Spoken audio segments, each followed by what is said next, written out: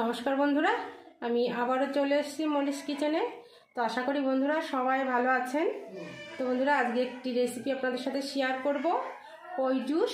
তো বন্ধুরা অনেকভাবেই এই কই মাছ আপনারা রান্না করে খেয়েছেন, তো এইভাবে একবার রান্না করে খেয়ে দেখবেন, আশা করি খুব ভালো লাগবে। তো দেখুন এখানে আমি কই মাছগুলো কেটে ধুয়ে ভালো করে পরিষ্কার করে লবণ হলুদ মেখে রেখেছি।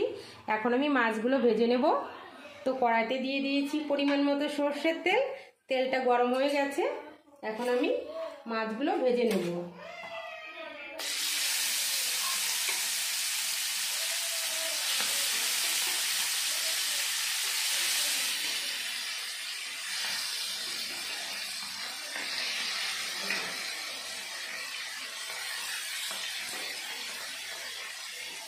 কীভাবে আমি কই মাছের জুসটা রান্না করি বন্ধুরা, অবশ্যই পুরো ভিডিওটা দেখবেন।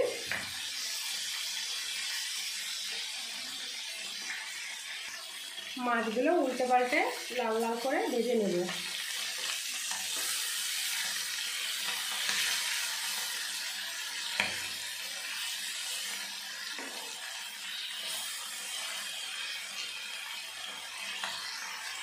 তো মাছগুলো আমি ভেজে নিয়েছি, মাছগুলো এখন নামিয়ে নেব। মাছগুলো বেশি কড়া করে ভাজলাম না, কারণ কই মাছ বেশি কড়া করলে শক্ত হয়ে যায়।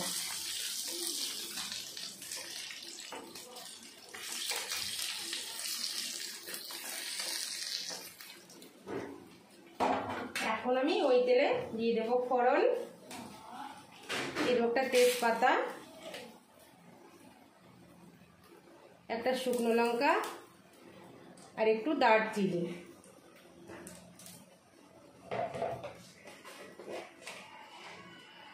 একটু গোটা জিরে,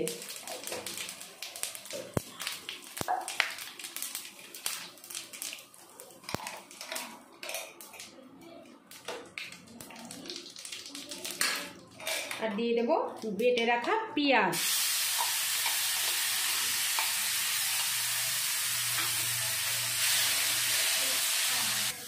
এবার দিয়ে দেবো পেস্ট করে রাখা টমেটো।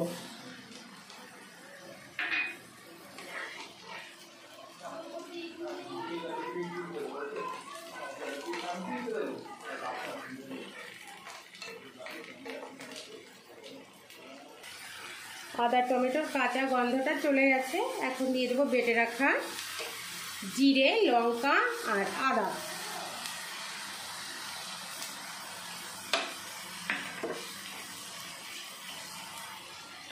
দিয়ে ভালো করে মশলাটা কষিয়ে নিতে হবে।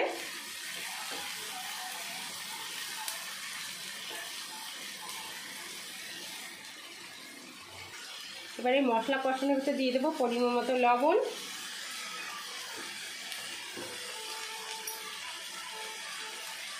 পরিমাণ মতো হলুদ গুঁড়ো, মিক্সচার বাটিটা ধুয়ে একটু জল দিয়ে দেবো।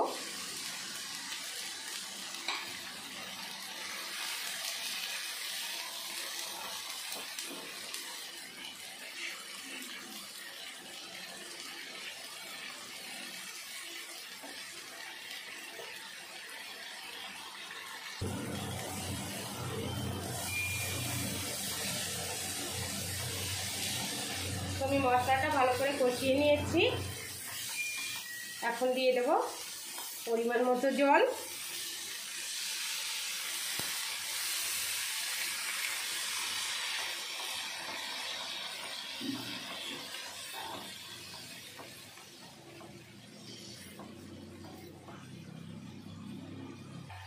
তো গ্রেভিটা ফুটে গেছে দেখুন। এখন আমি দিয়ে দেবো ভেজে রাখা মাছগুলো।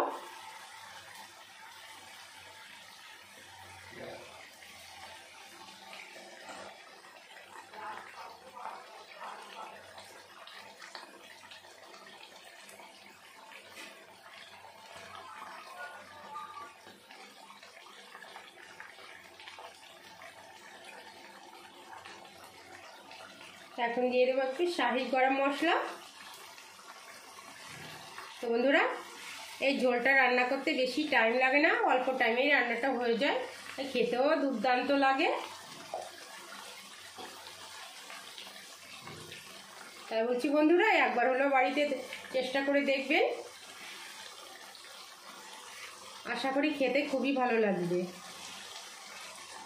তো এখন আমি দিয়ে দেবো একটু ধনেপাতা কুচি।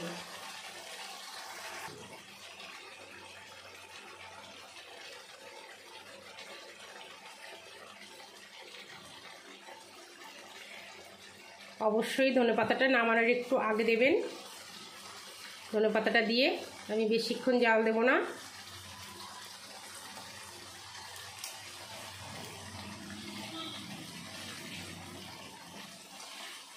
তো বন্ধুরা দেখুন তৈরি হয়ে গেছে আমার দুর্দান্ত স্বাদের কই জুস।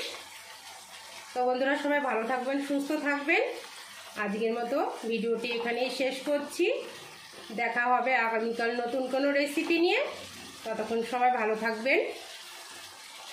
তো এখন আমি রান্নাটা নামিয়ে নেব।